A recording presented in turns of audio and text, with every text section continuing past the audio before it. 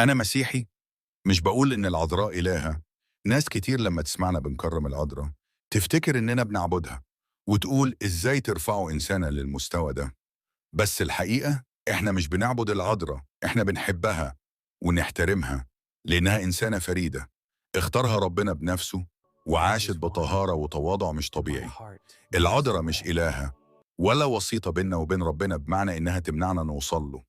إحنا بنطلب صلاتها زي ما بنطلب من أي حد قريب من ربنا يصلي لنا، لأنها أم المسيح وأقرب قلب عرف يسوع على الأرض وأكتر قلب اتكسر تحت رجليه عند الصليب.